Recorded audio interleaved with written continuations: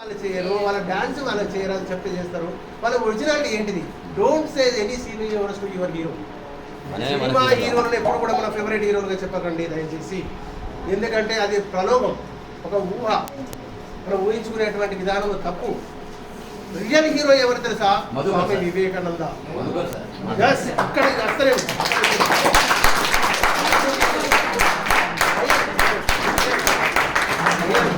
నేను చెప్పేది టాప్ పాఠం. ఒక అబ్దుల్ కలాం, ఒక డాక్టర్ బిఆర్ అంబేద్కర్, ఒక వీర సావర్కర్, తెలిసిందా? ఒక సావిత్రిబాయి పూలే, ఒక మహాత్మా జ్యోతిబా పూలే. వీళ్ళందరి హీరోలు మనకు, వీళ్ళ హీరోలు అక్కడ వాళ్ళైతే ఇక్కడ హీరోలు ఇప్పుడు చెప్పినట్టు సార్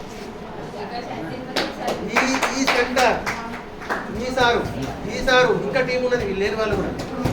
వీళ్ళందరి హీరోలు ఎందుకు అనకూడదు? ఎందుకంటే మనని ఒక విజ్ఞానవంతులుగా ఒక గొప్ప లక్ష్యం కోసం తీర్చిదిద్దుతున్నారు కదా.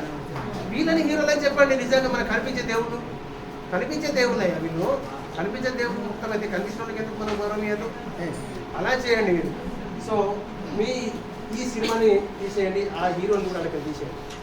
మన హీరోలు వేరే, రియల్ హీరోస్ కావాలి. సైనికుడు పాకిస్తాన్ అక్కడ చైనా బార్డర్లో ఉన్నాడు, ఆయన హీరో, దేశాన్ని కాపాడుతున్నాడు. రైతు హీరో. వీళ్ళు మన హీరోలు, వీళ్ళు వాళ్ళ గురించి చెప్పండి. కేబుల్ టీవీ నెట్వర్క్ వచ్చేసిన అవి తీసుకోండి. స్టార్టింగ్ ఇది చాలా ఇంపార్టెంట్ మనకి. ఇప్పుడు వేస్తే గుడ్ మార్నింగ్, హాయ్ బాయ్, ఇదేగా ఈ జీవితం అయిపోయింది. అది జీవితం అస్సలే కాదు, దాన్ని పక్క పెట్టుకోండి. అండ్ క్రికెట్ ఇప్పుడు చెప్తారు ఇవాళ ఐపీఎల్ లో టాప్ పోస్ట్ లో టాప్ లో ఏది ఉన్నది,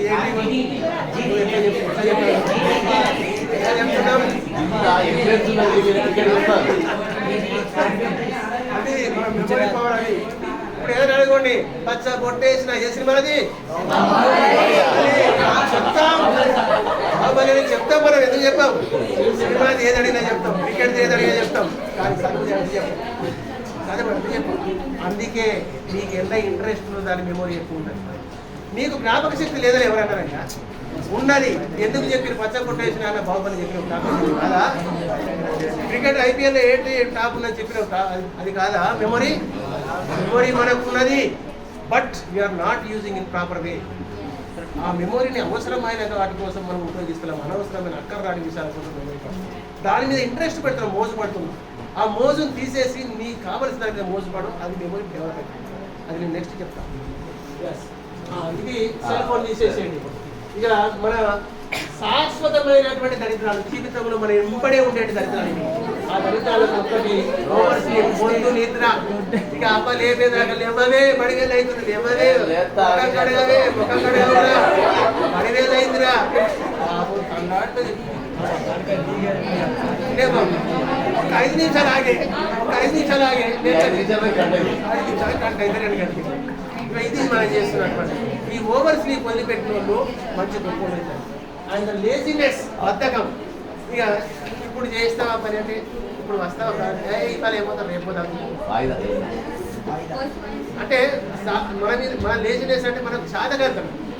నా వల్ల కాదు, నేను వీరా, నేను వెనుక బెంచి నేను కూర్చుంటా, నేను రాసుకుంటా లేకపోతే లేదు. ఇది అది వదిలేయండి. పోస్ట్ పోన్మెంట్, ఈ వాయిదాల పద్ధతి చాలా దరిద్రమైన పద్ధతి తెలుసా? కల్ కా కామ్ ఆజ్ కరో, ఆజ్ కా కామ్ అభీ కరో.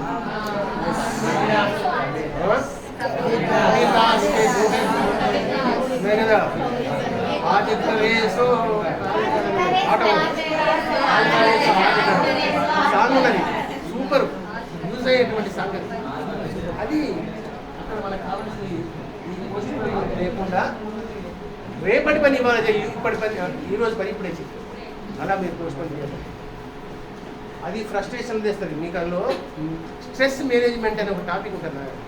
నీకు ఒత్తిడి కలిగించేటువంటి విషయాలు నీ జీవితంలో ఏవో నేను చెప్తాను. ఎందుకు నువ్వు స్ట్రెస్కు లోనవుతున్నాయి? స్ట్రెస్కు లోనయ్యి నాకు 10th క్లాస్ ఫెయిల్ అయినా కాబట్టి ఉరి పెట్టుకుంటా, నేను ఇంటర్మీడియట్ ఎంసెట్ రాలేదు కాబట్టి నేను మందు తాగుతా. ఇదా నీ జీవితం? నువ్వు ఎందుకు పుట్టినవు అసలు? నువ్వు ఏం చేసావు? ఎంతమంది ఫెయిల్ అయిన లేరు? ఎంతమంది గొప్పలు కాలేదు? థామస్ ఆల్వా ఎడిసన్ తెలుసా మీకు? రిజెక్ట్ చేసి పడేసి స్కూల్ నుంచి పంపించేసాడు. మీ వీడికి చదువు రాదు అని చెప్పారు, తల్లికి లెటర్ రాసి పంపించి. కానీ ఆమె ఏం చేసింది, నా కొడుకు నేను చెప్పుకుంటానని ఏమైంది ఇవాళ గొప్ప పెట్టాడు. 10,000 టైమ్స్ ఫెయిల్ అయిపోయింది ఆయన, 10,000 టైమ్స్ ఫెయిల్ అయిపోయింది. ఆయన పెట్టిన ఒక ఇండస్ట్రీ బట్టిగా కాలిపోయింది. కానీ ఏమైంది, థ్యాంక్ గాడ్ నేను చేసిన తప్పులు కాలిపోయినాయి అన్నాడు. చూసాం ఎంత అద్భుతమైన మాట. నా ఆస్తి కాలిపోయిందనిలే, నేను చేసిన తప్పులు కాలిపోయినాయి అన్నాడు. That is the creativity, that is the self confidence. ఆ సెల్ఫ్ కాన్ఫిడెన్స్ మనలో ఉండాలి, అది మనం నేర్చుకోవాలి. అప్పటి చిన్న విషయానికి పెద్ద విషయానికి ఫెడప్ అయిపోయి అది చేసుకుంటా కింద పడిపోతుంది. చిన్న సీన్ కింద పడిపోతుంది, ఇంకా చిన్న నాకు కొత్త డ్రెస్ కొనియలే కింద పడిపోతా, నాకు అది తీసుకపోలే కింద పడి ఏడుస్తా. ఇది చిన్నపిల్లలు చేసే పని నడుస్తున్నాయి కదా, తెలుసు కదా మనం. So okay right.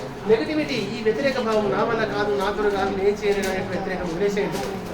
ఇది చెప్పడం పాజిటివ్గా చెప్తున్నాను, దీని మీద ఒక్కొక్క కథ చెప్తున్నాను. ఈ ఒక్క పాయింట్ ఒక స్టోరీ చెప్తాను. టైంలో ఎడ్యుకేషన్ ఓమాటం వాళ్ళు ఏమనుకుంటారు, వీళ్ళు ఏమనుకుంటారు. మీకు నేను చెప్తున్న విషయంలో ఒక డౌట్ వచ్చింది అనుకో, అడిగితే పక్కా ఏమైనా గిరి నవ్వుతాడేమో, వాడేమనుకుంటాడు.